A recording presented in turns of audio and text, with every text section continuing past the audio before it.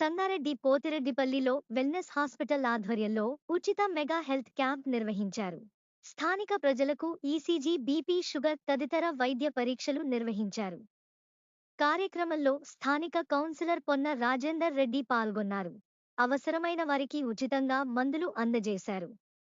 ఆర్థికంగా ఇబ్బందులు పడుతూ మెరుగైన వైద్యం అందలేని వారి కోసం ఈ మెగా ఉచిత హెల్త్ క్యాంప్ ఉపయోగపడుతుందని కౌన్సిలర్ తెలిపారు. ఉచిత హెల్త్ క్యాంపును ప్రజలు సద్వినియోగం చేసుకోవాలని పొన్న రాజేందర్ రెడ్డి సూచించారు.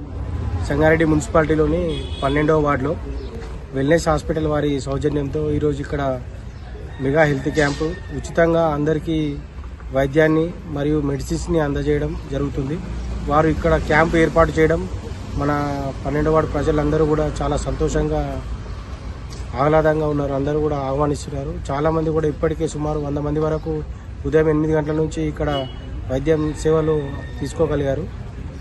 మరియు ఇప్పుడు ఈ వెల్నెస్ హాస్పిటల్ ద్వారా ఇంత మంచి కార్యక్రమాన్ని సంగారెడ్డి మున్సిపాలిటీలోని ప్రతి వార్డులో కూడా నిర్వహించడం జరుగుతుంది.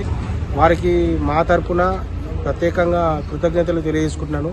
ఎందుకంటే పేద మధ్యతరగతి వారికి ఉచితంగా వైద్యం మరియు ఉచితంగా మెడిసిన్స్ కూడా అందజేస్తున్నారు. కాబట్టి చాలా ప్రజలు సంతోషిస్తున్నారు.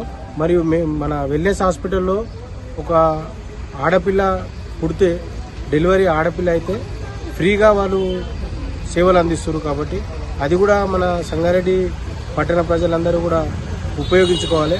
ఒకవేళ అక్కడ అడ్మిట్ అయిన తర్వాత ఒకవేళ నెక్స్ట్ ఆపరేషన్లో ఒక బాబు పుట్టిండనుకో, జనరల్గా నార్మల్గా డెలివరీ అయితే 10,000, సిజేరియన్ అయితే 30,000 ఒకవేళ బాబు జన్మిస్తే, లేదు ఆడపిల్ల జన్మిస్తే టోటల్గా ఫ్రీగా వాళ్ళు ట్రీట్మెంట్ చేయడం కానీ మందులు కానీ అన్నీ టోటల్గా ఫ్రీగా చేస్తున్నారు. కాబట్టి అది కూడా సంగారెడ్డి పట్టణ ప్రజలు కానీ చుట్టుపక్కల ప్రజలు కానీ అందరూ కూడా వినియోగించాలి.